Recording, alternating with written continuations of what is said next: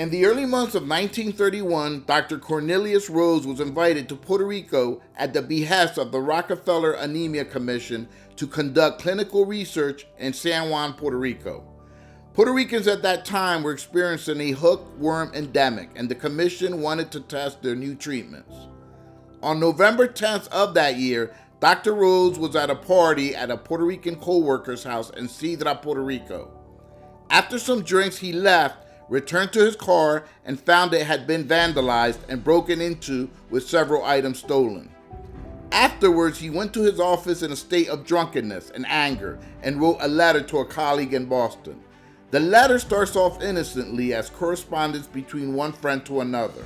However, the more you read, the more the letter turns into a confession of murder and libel against the Puerto Rican people.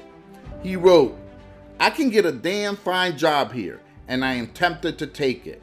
It would be ideal except for the Puerto Ricans. They are beyond doubt the dirtiest, laziest, most degenerate, and thievish race of men ever to inhabit this sphere. It makes you sick to inhabit the same island with them. They're even lower than the Italians. What the island needs is not public health work, but a tidal wave or something to totally exterminate the entire population. It might then be livable. I have done my best to further the process of their extermination by killing off 8 and transplanting cancer into several more. All physicians take delight in the abuse and torture of their unfortunate subjects." Unfortunately for Mr. Rhoads, his unmailed letter was found by one of his staff and circulated among the workers of the Anemia Commission.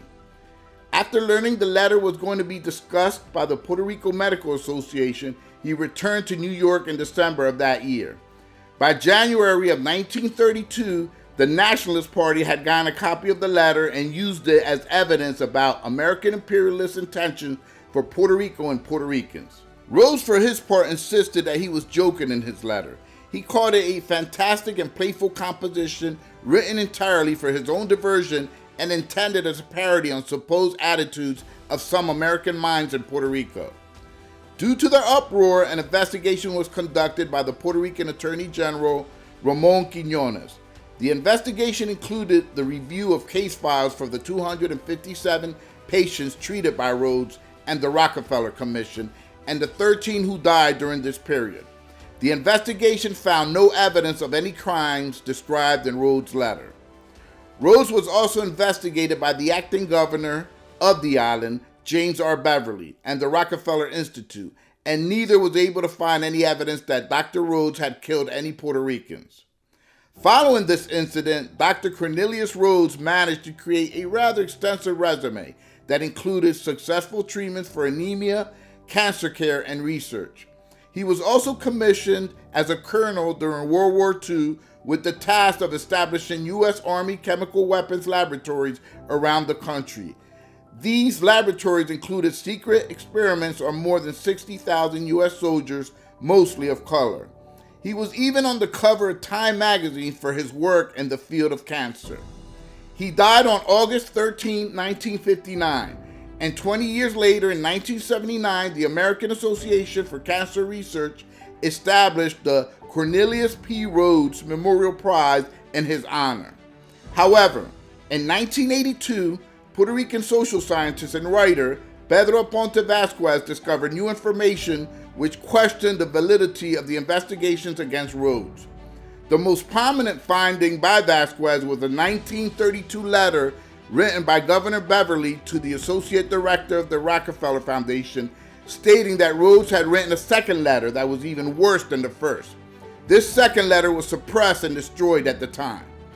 Vasquez urged the Puerto Rico Department of Justice to reopen the case. However, they refused due to Rhoads being dead for so long.